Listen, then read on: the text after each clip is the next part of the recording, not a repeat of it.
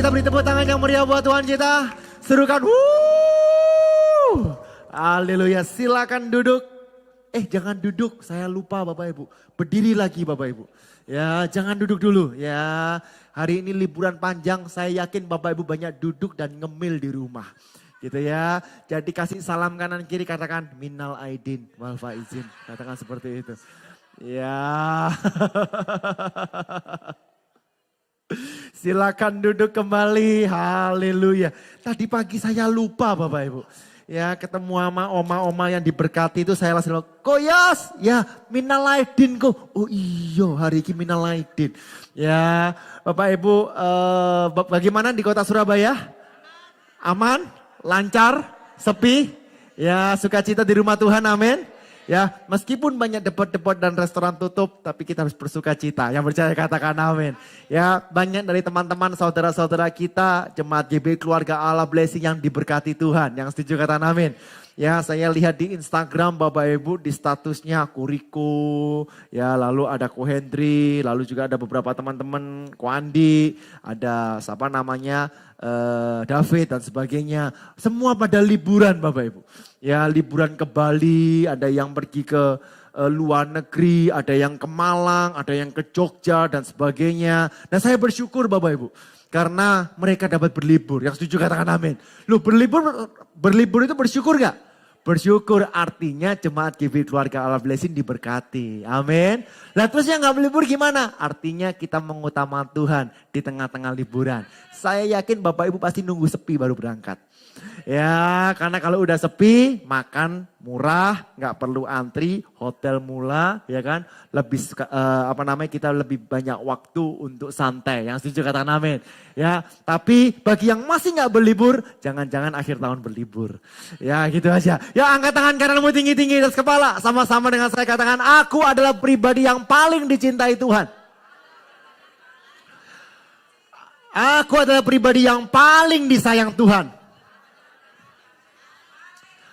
Aku adalah pribadi yang paling diberkati Tuhan. Kuasa Tuhan atas saya melimpah. Dan saya lebih daripada pemenang. Tepuk tangan yang meriah buat Tuhan kita. Khusus hari ini saya tambahi Bapak Ibu ya. Sama-sama dengan saya katakan, saya adalah anak Allah. Meskipun sedang musim liburan, imanku tidak boleh lelah. Selama-lamanya aku tetap antusias.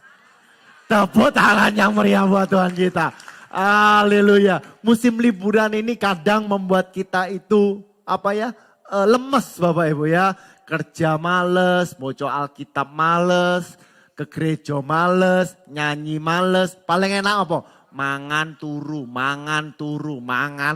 Bapak Ibu ya. Tapi saya mengucap syukur Bapak Ibu tempat ini saya melihat ada sukacita, ada semangat, ada gairah. Tepuk tangan yang meriah buat Tuhan kita. Ya tadi worship leader ya singernya luar biasa mencolot KB hampir aja yang namanya keyboardnya gelundung Bapak Ibu ya. Karena terlalu semangatnya kalian. Nah hari ini saya sesuai dengan janji saya akan melanjutkan khotbah saya mengenai Thomas Bapak Ibu.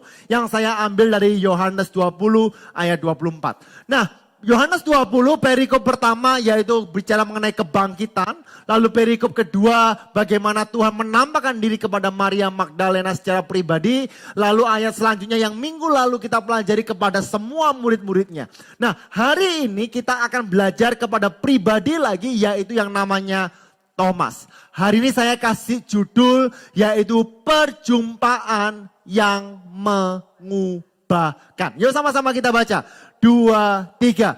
Perjumpaan yang mengubahkan. Nah Bapak Ibu kasih dalam Tuhan, saya yakin setiap kita berjumpa dengan seseorang akan selalu meninggalkan yang namanya kesan. Betul gak ya? Di saat saya bertemu dengan Ko Yung Yung, saya yakin ada kesan yang saya berikan kepada Ko Yung Yung. Ko Yung Yung juga mengambil kesan daripada saya, betul ya Ko Yung ya? Di saat saya ketemu dengan Pak Mulya pertama kali pada saat pacaran dengan Cece saya, kan gitu ya. Saya yakin saya mengambil kesan dari perjumpaan saya dengan Pak Mulya. Nah, terlepas dari perjumpaan itu positif ataupun negatif, yang pasti akan ada sebuah makna atau kesan di saat kita mengalami perjumpaan. Yang setuju katakan amin. Sama halnya dengan saya bersama dengan istri saya. Dulu belum menikah Bapak Ibu, istri saya tamborin di bawah, saya choir di atas. Setiap istri saya gerakan tamborin muter, kesan pertama begitu menggoda. Selanjutnya terserah Anda gitu ya. Nah, saya jatuh cinta Bapak Ibu. Makanya saya bilang gitu ya, kalau bisa yang tamborin-tamborin Cindy, banyak-banyak lah ya kan gerakan muter-muter gitu ya. Siapa tahu dapat jodoh di atas panggung. Nggak, ini hanya joke Bapak Ibu ya. Ya, nah Bapak Ibu pertama kali saya lihat, aduh cantik, tapi udah punya pacar Bapak Ibu. Ya, tapi tenang Bapak Ibu, untung Bapak Ibu, doa orang benar besar kuasanya. Ini hanya bercanda Bapak Ibu ya. Ya akhirnya putus Bapak Ibu, saya nggak tahu. Ya setelah dia tamborin, setelah saya choir, ketemu di belakang panggung Bapak Ibu. Karena dia harus lewat belakang panggung, saya juga harus lewat belakang panggung. Saya jawil dia gini, Gaby gitu ya. Dia ngamuk Bapak Ibu. Dia jawil lo ngamuk Bapak Ibu. Terus aku dia jewet pinggangku. Sing dia jewet sini, sing deg-degan sini. Ya, waduh Bapak Ibu, setelah saya dijewet, waduh Tuhan itu baik. Ya, sampai hari ini akhirnya kita dikaruniai 2 anak dan puji Tuhan, saya tidak pernah dijewet lagi Bapak Ibu. Tapi hari ini mau saya katakan apa? Bahwa di saat saya berjumpa dengan istri saya, ada kesan yang saya ambil, ada makna. Nah demikianlah juga kita semua. Di saat kita berjumpa dengan Yesus, pasti kita memiliki kesan-kesan yang berbeda. Dan saya percaya di saat kita bertemu kepada Sang Pencipta kita jumpa, kita mengenal Yesus secara pribadi, pasti ada sesuatu yang diubahkan. Yang percaya beri sorak-sorak yang meriah buat Tuhan kita. Karena itu Billy Graham meskipun dia lahir dari anak orang percaya, umur 16 tahun dia bertobat. Dia berkata seperti ini, saat saya menerima Kristus, saya tahu ada sesuatu yang baru. Sesuatu yang tidak pernah saya rasakan sebelumnya. Sesuatu yang lebih kuat dari diri saya. Nah Bapak Ibu, demikianlah juga kita semua. Di saat kita menerima Kristus, Bapak Ibu juga tahu ada sesuatu yang baru. Yang tidak pernah dirasakan sebelumnya. Ada sesuatu yang kuat. Kuasa Tuhan yang ada dalam kehidupan kita. Tepuk tangan yang meriah buat Tuhan kita. 2 Korintus 5 ayat yang ke-17. Sama-sama kita baca dengan suara yang keras. Ya sebelumnya saya mohon maaf, tapi Bapak Ibu harus tetap semangat. Kemarin saya mencoba merayu pentol di depan, rupanya dia memutuskan untuk pulang kampung. Jadi hari ini tidak ada pentol Bapak Ibu. Ya tapi Bapak Ibu tetap semangat, amin. Nah berkurang 50%. Ya 2, 3. Jadi siapa yang ada di dalam Kristus, ia adalah ciptaan baru. Yang lama sudah berlalu, sesungguhnya yang baru sudah datang. Nah, lalu apa hubungannya perjumpaan yang mengubahkan ini dengan kisah Thomas? Yuk sama-sama kita belajar, siapkan catatan Bapak Ibu, siapkan handphone Bapak Ibu, kita belajar bersama-sama. Yohanes 20 ayat 24. Tetapi Thomas, seorang dari ke-12 murid itu yang disebut Didimus, tidak ada bersama-sama mereka ketika Yesus datang ke situ. Nah Bapak Ibu, sebuah pertanyaan mendasar adalah di mana Thomas? Betul ya? Karena Thomas gak ada di sana. Pada saat Tuhan menampakkan diri kepada seluruh muridnya, itu 10 Bapak Ibu, karena 11 yang 1 Yudas, yang ke-12 Thomas tidak ada. Berarti 10, kemana Thomas? Loh banyak penafsir mulai berargumentasi. Wah Thomas ada pelayanan, Thomas sembunyi, Thomas meninggalkan Yesus dan sebagainya. Tetapi saya mau beritahu Alkitab tidak mencatat kemana Thomas pergi. Jangan ditafsirkan. Halo. Kadang orang itu kan hebat ya, lebih hebat dari itu. Thomas ini nggak ada di sana. Pasti Thomas lagi berperang. Ono maneka ono Bapak Ibu di Alkitab. Ya, jadi Thomas gak ada Bapak Ibu, bahkan Bapak Ibu beberapa tema yang keluar saya baca biasanya seperti ini. Thomas sang pengecut. Wah, Thomas yang tidak percaya, bahkan Thomas sang peragu. Betul ya? Betul ya? Mengapa sih kita katakan Thomas sang peragu? Karena Thomas minta bukti. Betul ya? Pertanyaannya apakah Thomas ini peragu? Apakah Thomas ini pengecut? Yuk kita baca Yohanes 11. Yohanes 11 ini cerita mengenai Lazarus yang dibangkitkan. Sebelumnya Tuhan menerima berita ya bahwa Lazarus mati. Ya, setelah menerima Lazarus mati, mereka harus kembali lagi. Murid-muridnya bilang, "Guru jangan ke sana. Apakah engkau tidak ingat engkau akan dilempari batu?" Ya Bapak Ibu baca ayatnya ya, di Yudea. Tetapi Bapak Ibu, Yesus berkata kita harus berangkat. Lalu Thomas satu-satunya murid. Berapa? Satu-satunya murid yang berkata seperti ini. Lalu Thomas yang disebut Didimus berkata kepada teman-temannya, yaitu murid-muridnya yang lain. 2, 3. Marilah kita pergi juga untuk apa? Mati bersama-sama dengan dia. Pertanyaan saya setelah Bapak Ibu baca ini, apakah Thomas tetap menjadi Thomas sang peragu? Halo, justru Thomas adalah Thomas yang berani. Berani speak up gitu loh ya.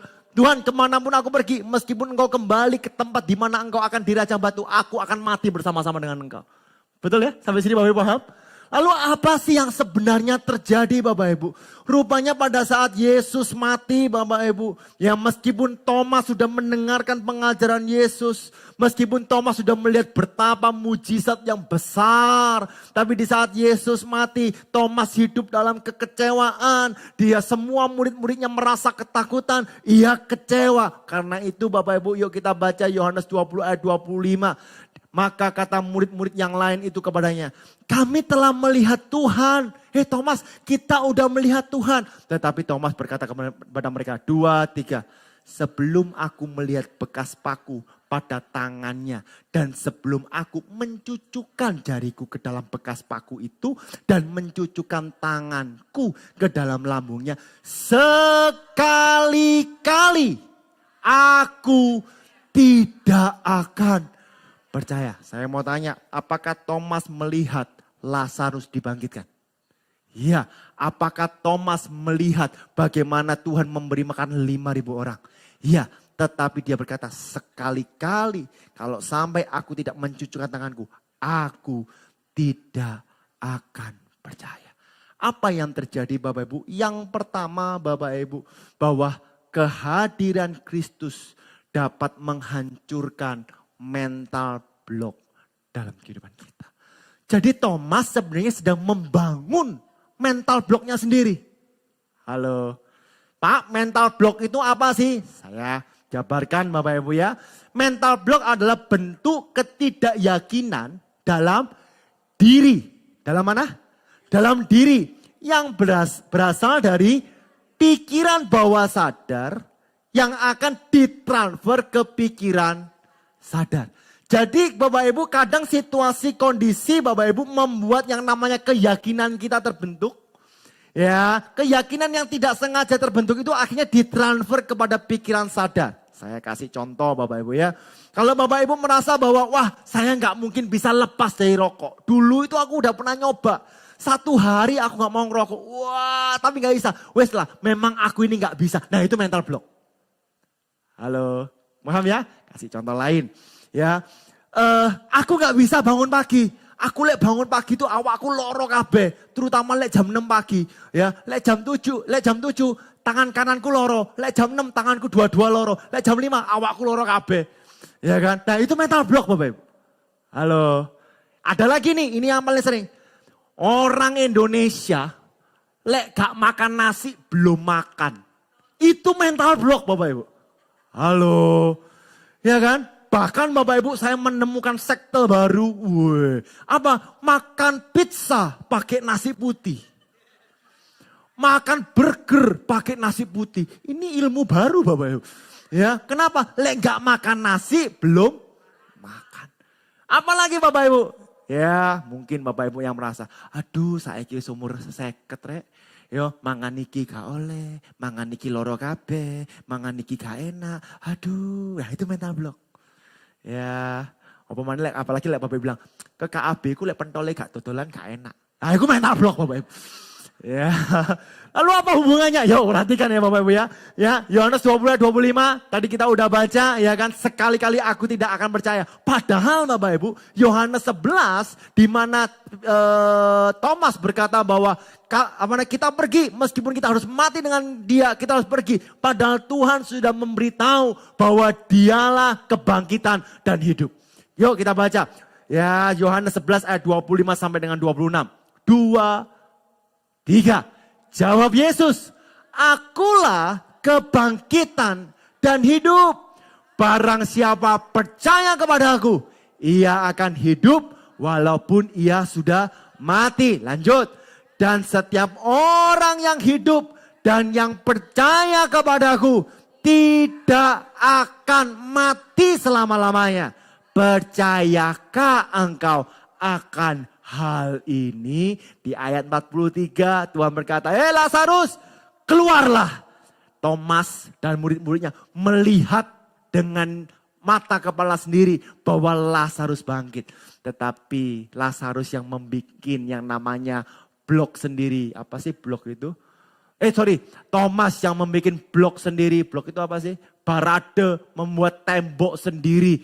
Bahwa kalau Tuhan sudah mati, dia tidak akan bangkit lagi. Bapak Ibu saudara Tuhan. Satu hal, mental block, ini yang kedua ya, definisi mental block ya. Adalah kondisi di mana seseorang mengalami kesulitan untuk apa? Mengakses atau menggunakan pengetahuan atau keterampilan yang dimiliki dalam suatu situasi. Kita tahu Alkitab berkata bahwa segala perkara dapat aku tanggung di dalam Dia yang memberikan kekuatan kepadaku. Yang percaya katakan amin. Tapi di saat kita menghadapi masalah, ayat itu tiba-tiba hilang. Kenapa? Karena kita nggak bisa mengakses lagi. Kita tahu ilmu Bapak Ibu bagaimana berinvestasi yang baik. Tetapi karena kita udah berkali-kali gagal investasi. Akhirnya bagaimana pengetahuan dan keterampilan kita untuk memanajemen keuangan menjadi buruk. Itu mental block Bapak Ibu. Sampai sini Bapak Ibu ngerti gak ya? Ya, saya kasih contoh deh sederhana Bapak Ibu. Saya pertama kali karir saya pertama bukan menjadi seorang pendeta Bapak Ibu. Ya, saya menjadi salesman. Ya, jadi saya berhubungan dengan orang. Ya, nggak punya ilmu, masih muda Bapak Ibu, nggak punya teman. Ya, saya disuruh jadi yang namanya agen asuransi. Saya masih ingat itu Bapak Ibu. Ya, agen asuransi itu dikasih seminar Bapak Ibu. Kamu harus ini, harus ini, harus ini, harus berani, bla bla bla bla bla dan sebagainya. Dimotivasi gitu ya. Akhirnya saya disuruh telepon. Halo, selamat pagi. Saya Yosua Gunawan dari PT bla bla bla bla bla. Pak, saya ingin minta waktu janjian ketemu bla bla bla. Kayak ngomong gitu loh Bapak Ibu. Ngomong itu sebelepotan. Misi gitu Bapak Ibu. Yang dredeg. Ya, lalu saya nggak bisa. Aku tuh nggak bisa telepon. Aku nggak bisa telepon. Padahal telepon nama pacar bisa 24 jam. Ya, nggak bisa. Ya, lalu akhirnya saya disuruh door to door. Door to door. Saya pernah kesaksikan di BG Junction itu ada toko kacamata Bapak Ibu. Ya, saya benar setiap hari ke sana Bapak Ibu. Aku Yosua dari PT ini. Ayo ngambil proteksi dirinya. Kan nggak tahu, nggak ada yang ngajari Bapak Ibu. Ayo nggak mau. Besoknya tak datangi lagi. Oh bonek ya koyok ini Bapak Ibu. Ya, ayo 3 hari, 4 hari. Lama-lama diguyang banyu aku Bapak Ibu. Ya, wes gak mau disiram air. Biar, waduh Bapak Ibu. Ya, tapi besoknya tak datangi lagi. Ya, akhirnya dia merasa bersalah, akhirnya closing Bapak Ibu. Ya, tapi maksudnya apa Bapak Ibu? Itu mental block yang bukan hanya kita harus menikmati, tapi kita harus lawan Bapak Ibu. Supaya apa? Kalau mental block ini pecah Bapak Ibu, engkau bisa mengakses apa yang engkau tahu, apa keterampilanmu engkau bisa gunakan. Nah, Roma 8 ayat 28 berkata seperti ini. 2, 3. Kita tahu sekarang bahwa Allah turut bekerja dalam segala sesuatu untuk apa? Untuk mendatangkan kebaikan bagi mereka yang mengasihi Dia. Yaitu bagi mereka yang terpanggil sesuai dengan rencana Allah. Nah Bapak Ibu, mental block ini terjadi atau terbangun satu, karena kekecewaan. Kedua, karena kegagalan. Aku ini gagal, ini gagal, ini gagal. Wes sak lawase aku gagal. Ya, ketiga mungkin dari perkataan-perkataan orang. Di saat orang berkata gini, ini ada survei Bapak Ibu, cukup unik Bapak Ibu. Di saat ada seorang anak dikatakan, kamu itu pendek, kamu itu pendek, kamu itu pendek. Iso pendek temenan. Bener ya? Makanya Bapak Ibu kalau ngomong sama anaknya, kamu wayu, ganteng, tinggi, diberkati. Raono sih ngomong amin. Ivon ada? Tidak ada ya? Saya mau beritahu Bapak Ibu. Ivon itu, waduh Bapak Ibu. Koyok mama nih Bapak Ibu. Jadi primadona nang sekolah ya Bapak Ibu. Ya saya kaget Bapak Ibu. Ya tiba-tiba ditaksir. Oh si cilik Bu. Kelas 1 SMP Bu. Ya kan ditaksir ambil kakak kelas. Kakak kelasnya dengan bangganya memamerkan. Ini loh buatanku. Rupanya pabrik kerupuk. Sing seneng opa mbek omae Bapak Ibu ya. Ya, nganggur-nganggur dikasih bikang Ambon. Tahu ya Bu ya, dikasih bikang Ambon. Anak saya nyoba, anak zaman sekarang dikasih bikang Ambon. Angin. Terus apa sih mangan? Bapak Ibu, Bapak Ibu. Ambek kopi enak, rasanya ratu. Rasa tuku. Ya kan? Kadang Bapak Ibu Valentine dikasih coklat. Luar biasa. Ya kan? Nah, Ivon itu nggak boleh banyak makan coklat. Kenapa? Karena kalau banyak makan coklat mimisen. Sing makan siapa? Enggak, mamanya aku enggak Bapak Ibu. Ya kan? Tapi satu Bapak Ibu, yuk lepaskan Bapak Ibu mental block yang ada dalam kehidupan kita. Jangan katakan, aduh nak, kamu sik nakale nak. Jangan Bapak Ibu. Ya, kamu diberkati. Ya, kamu diberkati. Ya, istri suami bilang, aduh yang kamu ganteng banget. Ya, kamu lebih ganteng gak mandi daripada mandi. Dan gak apa-apa Bapak Ibu.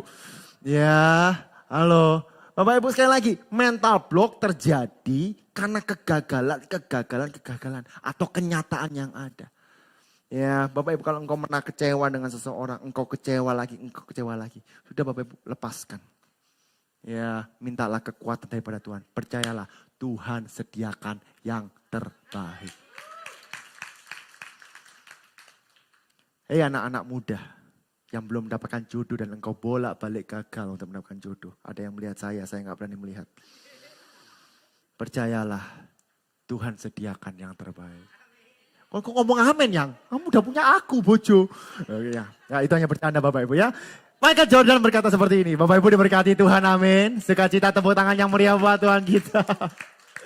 Ya, Michael Jordan berkata seperti ini. I have missed more than 9,000 shots in my career.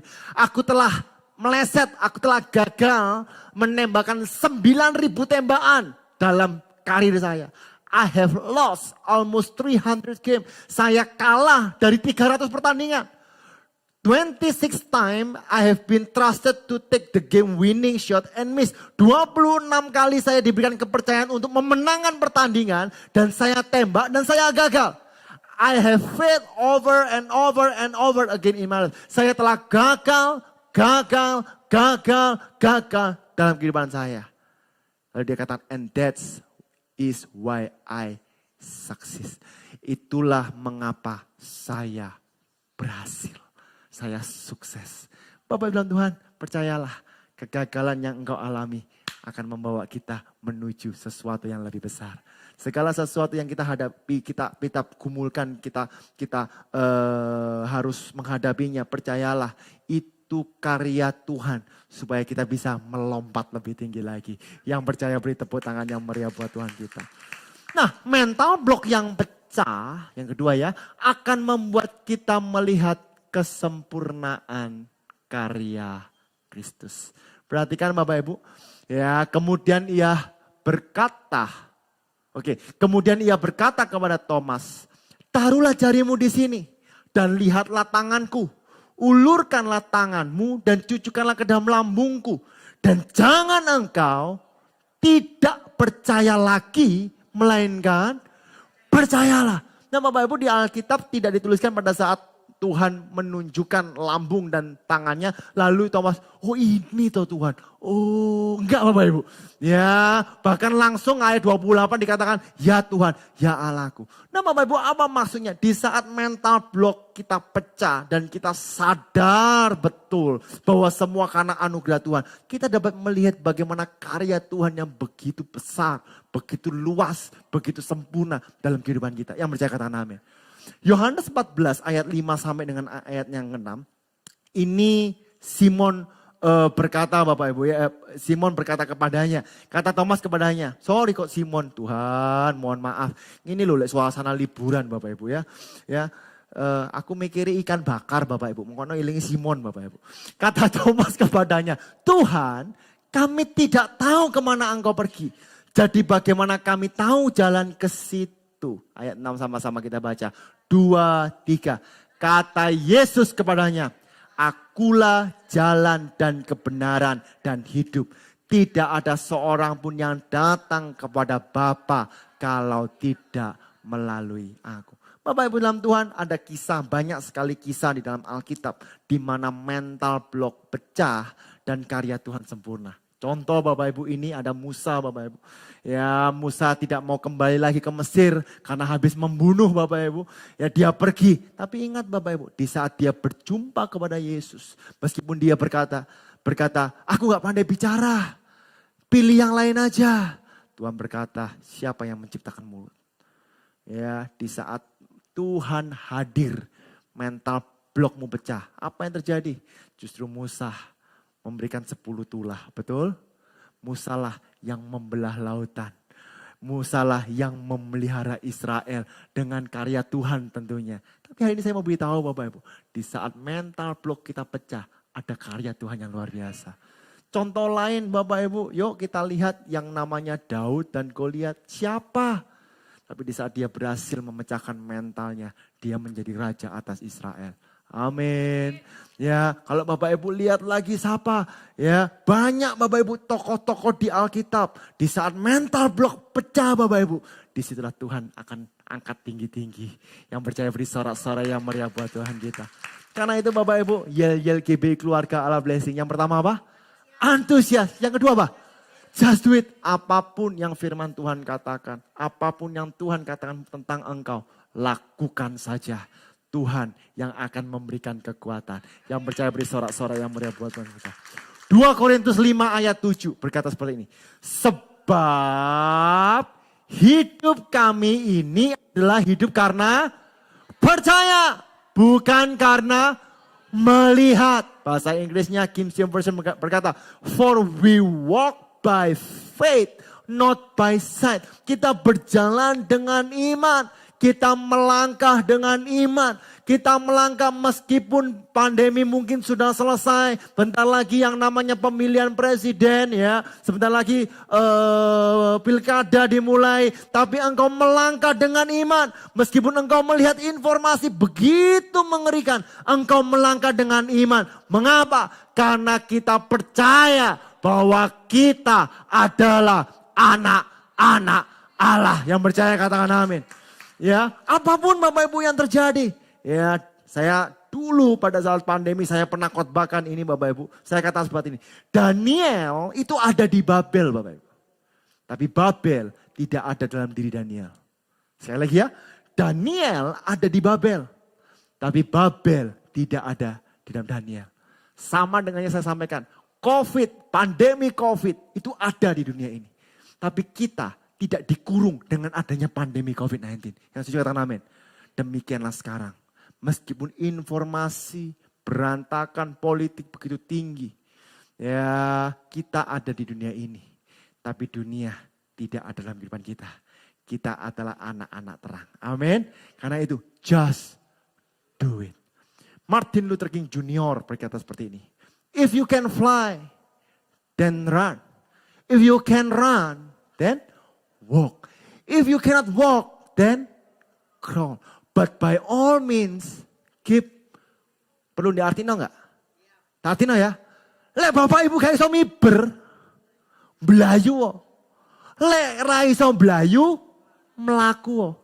Lek gak iso melaku, glodong. Ya toh? Tapi apapun yang terjadi, pokoknya maju. Wis tak artino basa Jawa tetep gak tepuk tangan.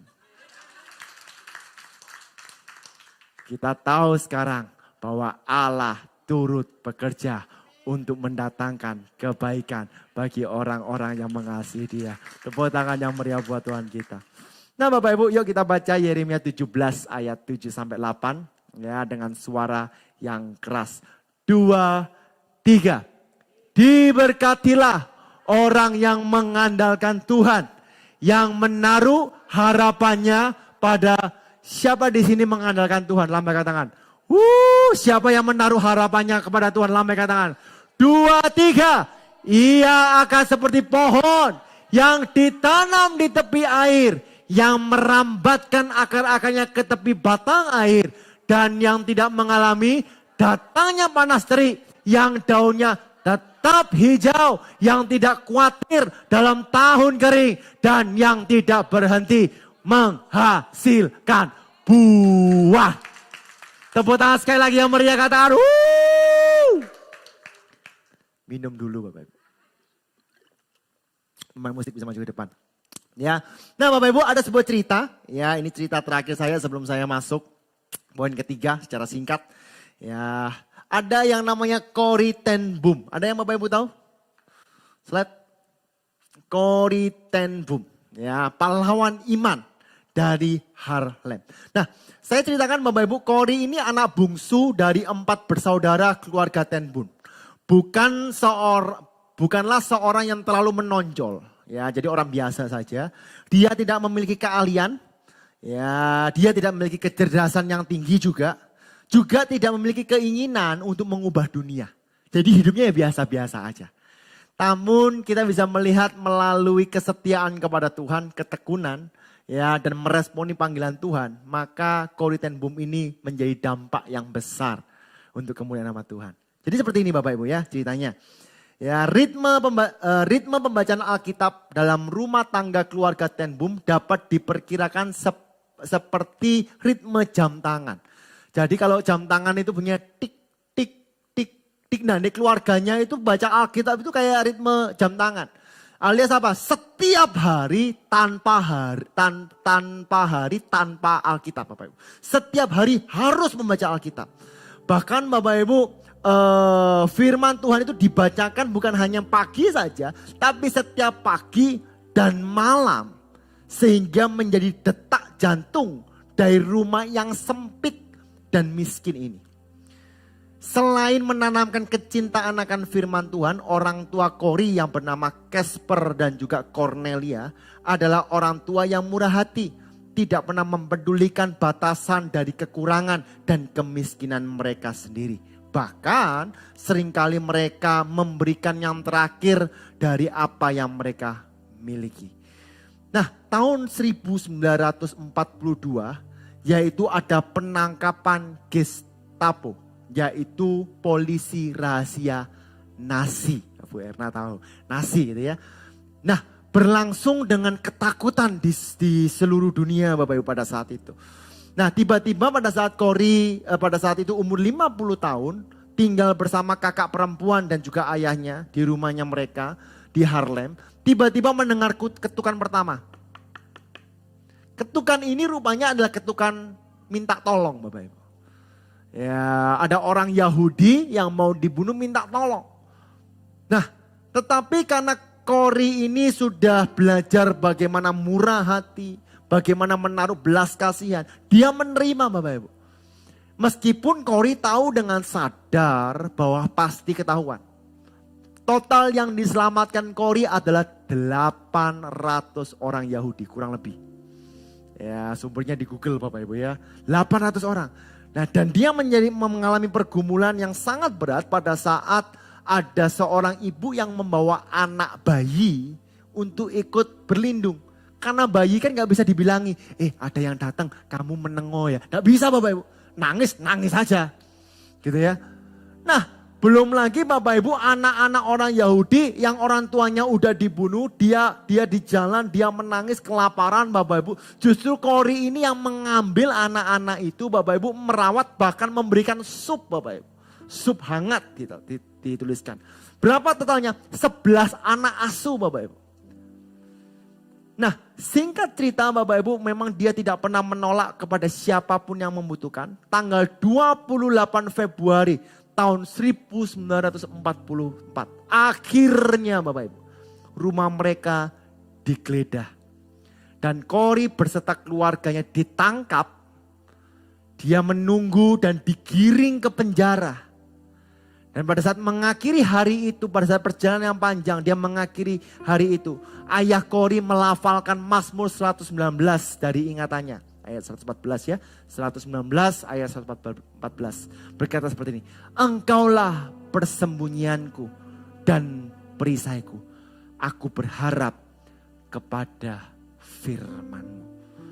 Pada tanggal 8 September 1944, setelah 3 hari perjalanan kereta yang menuju camp konsentrasi Ravensbrück atau penjara Ravensbrück gitu ya, yang ditakuti Jerman. Terbesitlah harapan bagi kedua kakak beradik ini. Berkat pertolongan Tuhan mereka masih bisa menyimpan Alkitab. Alkitab itu kecil disembunyikan di liontinnya. Nah, di tengah-tengah itu akhirnya dengan kedaulatan Tuhan, Kori mendapatkan panggilan pribadinya, yaitu menceritakan firman Tuhan. Bayangkan Bapak Ibu, di kondisi seperti ini apakah kita bisa masih percaya kepada Tuhan? Halo. Amin. Lah, penjara Ravensbrück ini tempat yang paling kejam pada saat itu Bapak Ibu. Pemeriksaan harus telanjang. Bayangkan Bapak Ibu, umur 50 tahun, musim dingin, disuruh telanjang jalan Bapak Ibu. Bukan hanya telanjang yang memalukan, pemukulan dan cambuk terus dilontarkan. Bukan hanya itu Bapak Ibu, justru tempat itu penuh dengan kutu. Tahu kutu? Bayangno Bapak Ibu nemu satu aja kutu di keranjang. Apa gak ngamuk-ngamuk Bapak Ibu? Itu penuh dengan kutu. Penyakit di mana-mana dan toilet yang meluap. Yo lek banyu meluap seger. Toilet meluap Bapak Ibu. Kelaparan, kerja paksa, tempat yang sangat dingin dan selimut usang. Di penjara Nazi Jerman paling keji inilah. Justru Kori semakin semangat untuk memberitakan kebenaran firman Tuhan. Lalu Bapak Ibu singkat cerita, Kori akhirnya dibebaskan. Setelah dibebaskan, dia terus menjadi panutan buat orang. Dia terus melindungi orang. Dia terus memberi makan orang-orang. Akhirnya Corrie ten Boom dianugerahi penghargaan. Righteous among the nation. Oleh Yad Vashem yang diberikan kepada mereka yang membantu menyelamatkan orang Yahudi selama Holocaust. Pada saat dia khotbah, tengah-tengah Bapak Ibu dia khotbah, ada seorang yang datang. Kori, aku minta maaf ya. Aku minta maaf. Lu kenapa? Akulah orang yang menelanjangi kamu.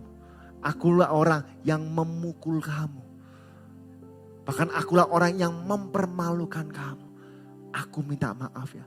Kori langsung lari Bapak Ibu pergi ke toilet. Dia berdoa sambil nangis. Tuhan, kenapa engkau pertemukan aku dengan dia? Aku sakit Tuhan, aku sakit. Aku masih ada kepahitan sedikit Tuhan. Tapi Tuhan, perhatikan. Tapi Tuhan, biarlah kasih-Mu turun atas aku. Sehingga aku bisa mengampuni dia. Aku bisa melupakan. Apa yang terjadi Bapak Ibu? Justru Bapak Ibu menjadi rekan pelayanan untuk Corrie ten Boom. Lalu dia melafalkan sebuah quotes yang saya ambil. Dia berkata seperti ini. Jesus did not promise to change the circumstance around us. He promised great peace and pure joy to those who would learn to believe that God actually control all things. Yesus tidak berjanji bahwa dia akan mengubah keadaan di sekeliling kita. Tapi dia berjanji bahwa dia akan memberikan damai sejahtera, sukacita yang murni kepada orang yang mau percaya bahwa Dia adalah Tuhan yang memegang kendali penuh dalam kehidupan kita. Karena itu tadi lagu istri saya bawakan, saya nggak janjian. Dia nyanyikan, Kau Bapakku yang baik, mengerti bahasa tetesan air mata, takkan biarkan ku sendirian. Sebab Kau Bapakku yang baik. Katakan apa? Dia sungguh baik. Dia sekali-kali tidak akan pernah meninggalkan kita. Dia sekali-kali akan selalu Bapak Ibu menyertai kita. Dia selalu memegang tangan kananmu. Engkau tidak akan pernah dibiarkan jatuh sampai kepada yang tergeletak. Tapi Dia akan membawa engkau menerima kemenangan daripada Tuhan. Tepuk tangan yang meriah buat Tuhan kita. Yang terakhir Bapak Ibu, mental block sudah pecah. Kita melihat karya Kristus, dan karya Kristuslah yang akan mentransformasi kehidupanmu. Yohanes 20 ayat 28 saja Bapak Ibu. Ya, di saat tadi Thomas gak percaya, tapi akhirnya Thomas menjawab dia dan berkata apa? Ya Tuhanku dan Allahku. Dalam bahasa Yunani kata ya Tuhanku diambil dari kata kurios yang artinya pemilik. Sedangkan Allahku adalah Theos yang artinya Allahku. Artinya dengan sadar Thomas berkata ya Tuhan. Dia tidak berkata ya guru, dia tidak berkata ya Rabi, tapi dia berkata ya Tuhanku, ya pemilik kehidupanku. Dan engkau adalah Allahku, engkaulah yang menciptakan aku. Aku percaya sepenuhnya dengan engkau. Bukankah itulah transformasi yang luar biasa. Yang percaya berikan sorak-sorai yang meriah buat Tuhan kita.